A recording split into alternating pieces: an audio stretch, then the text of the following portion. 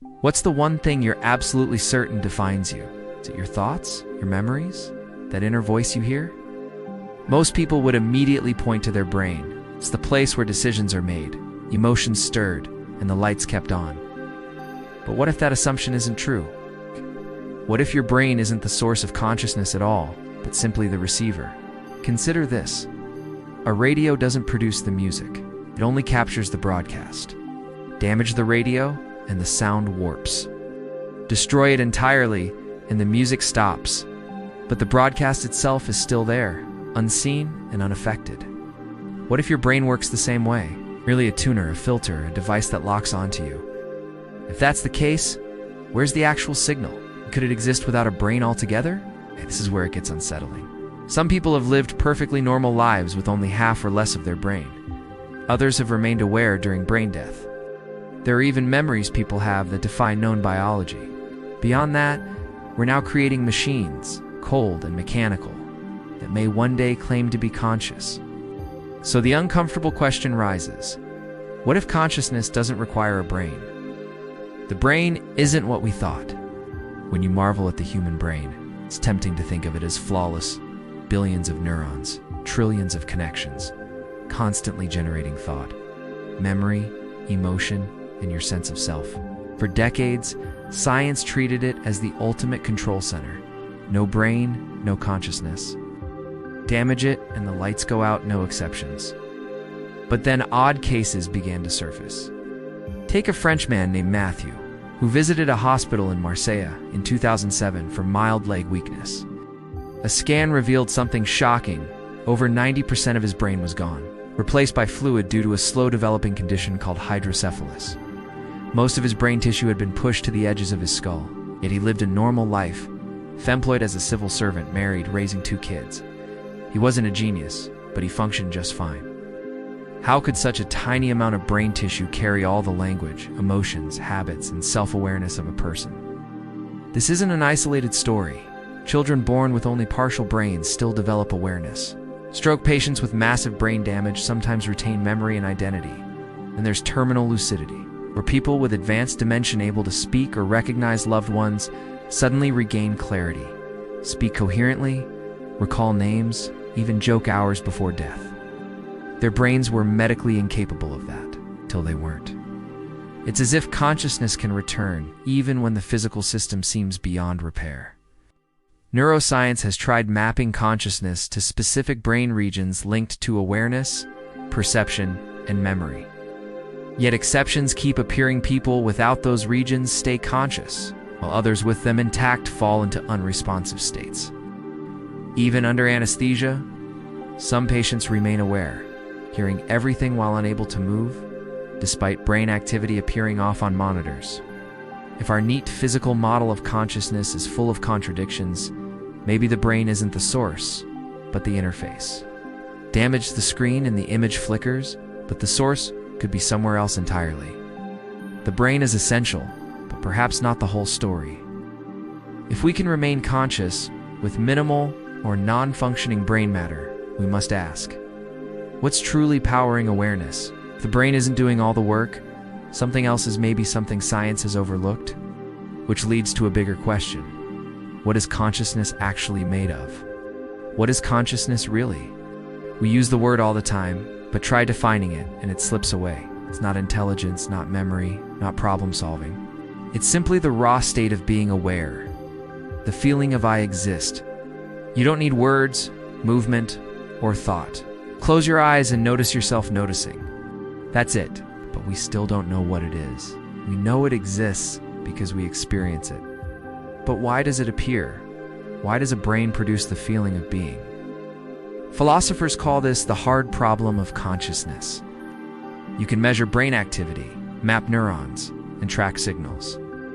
But none of it explains why those processes create awareness. A robot can process data, but it doesn't feel. That's the gap. Mechanics don't explain the spark. Some claim it's an illusion, a side effect of complex computation, but that doesn't explain the experience itself. Others suggest it emerges from attention, memory, and feedback loops, but again, that describes structure, not sensation. Is consciousness exclusive to humans? Do animals have it? Insects? Trees? Could an AI that mimics conversation possess a self, or is it just running code? Some researchers think consciousness could be a fundamental property of the universe, like time or space, could be present even at the smallest scales. This is the idea of panpsychism. Not that rocks think, but that matter itself might contain a trace of awareness, which combines in complex ways to create beings like us. If that's true, the brain may not create consciousness, but rather focus it, just as eyes perceive light.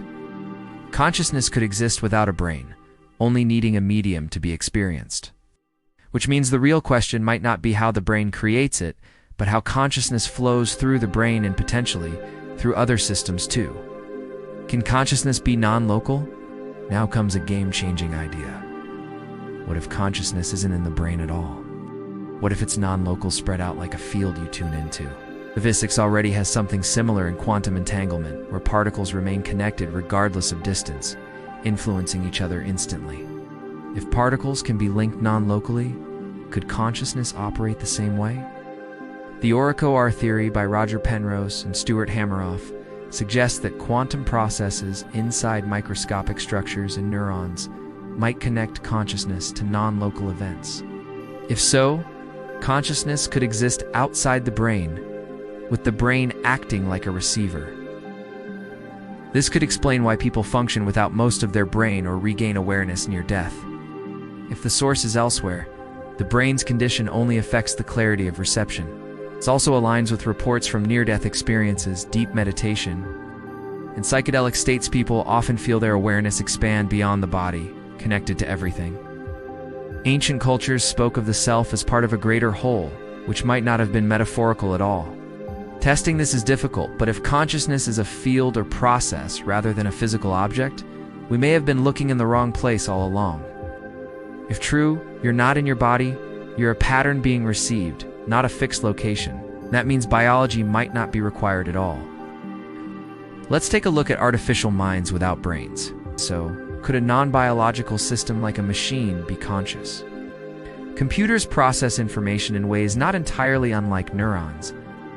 If consciousness is simply complex computation, then advanced AI could potentially achieve it. Some AI already mimic conversation, humor, and self-reflection convincingly.